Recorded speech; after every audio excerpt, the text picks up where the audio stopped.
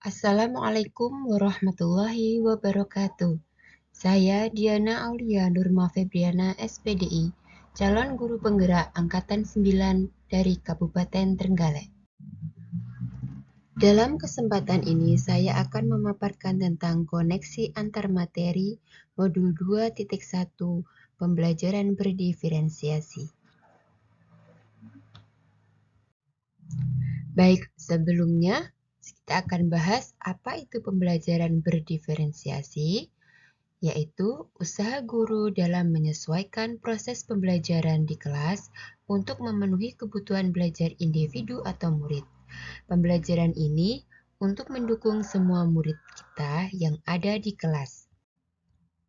Yang perlu diingat oleh Bapak Ibu guru hebat semua bahwa setiap anak itu unik.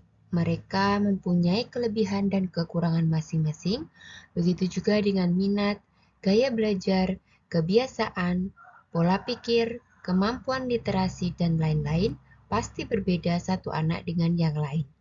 Nah, disinilah diperlukan usaha guru untuk dapat memenuhi kebutuhan belajar murid yang berbeda-beda agar mereka merasa nyaman saat belajar di kelas dan tentunya tujuan pembelajaran dapat tercapai. Selanjutnya, bagaimana cara untuk dapat melakukan pembelajaran berdiferensiasi di kelas? Yang dilakukan maka guru harus memahami tujuan pembelajaran, mengetahui dan merespon kebutuhan belajar murid, dapat menciptakan lingkungan belajar yang mengundang murid untuk belajar, dan melakukan manajemen kelas yang efektif, serta melakukan penilaian yang berkelanjutan. Berkaitan dengan kebutuhan belajar murid, guru harus memahami 3 aspek sebagai berikut. Yang pertama, tentang kesiapan belajar murid, readiness, minat murid, dan ketiga yaitu profil belajar murid.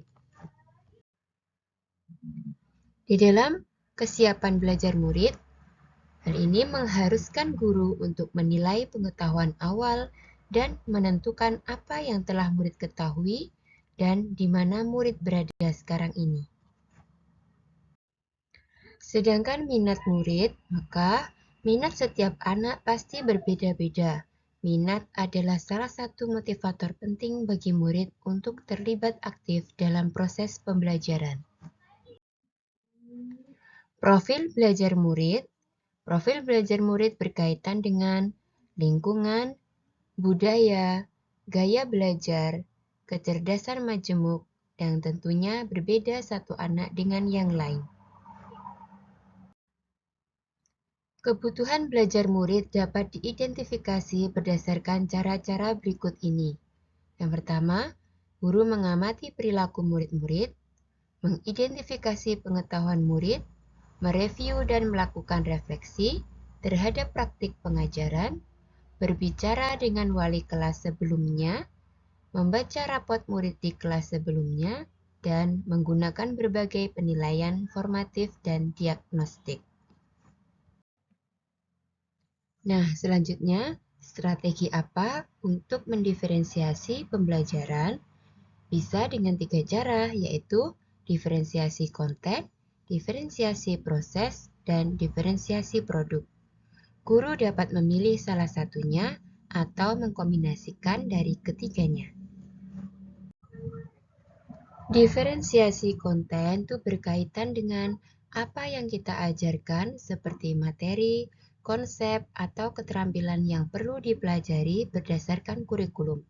Hal ini bisa dilakukan dengan membedakan pengorganisasian atau format penyampaiannya, bukan mengubah atau menurunkan standar kurikulum. Diferensiasi proses yaitu kegiatan yang memungkinkan murid berlatih dan memahami atau memaknai konten dengan cara membedakan proses yang harus dijalani oleh murid.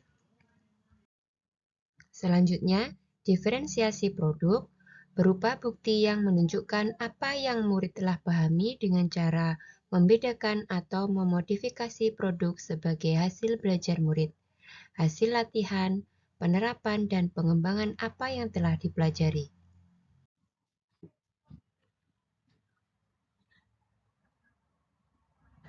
Nah, selanjutnya, Bapak Guru hebat, adakah keterkaitan antara modul 2.1 dengan modul-modul yang lain?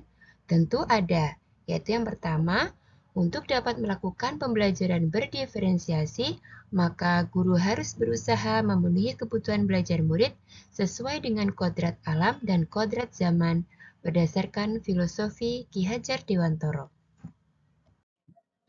Selanjutnya, untuk dapat melakukan pembelajaran berdiferensiasi, maka guru harus berpihak kepada murid, reflektif, mandiri, kolaboratif, dan inovatif untuk menciptakan pembelajaran-pembelajaran berdiferensiasi agar dapat memenuhi kebutuhan murid.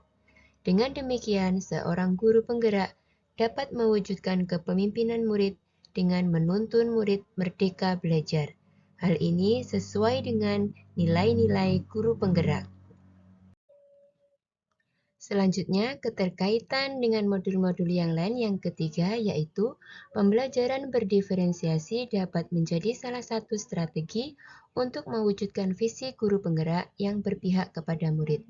Dan yang keempat, dalam pelaksanaan pembelajaran berdiferensiasi antara guru dan murid harus ada kesepakatan kelas terlebih dahulu agar proses pembelajaran berjalan dengan baik sesuai dengan nilai-nilai budaya positif.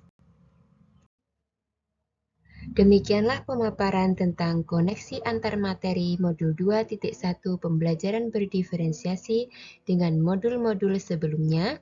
Terima kasih, semoga bermanfaat. Wassalamualaikum warahmatullahi wabarakatuh.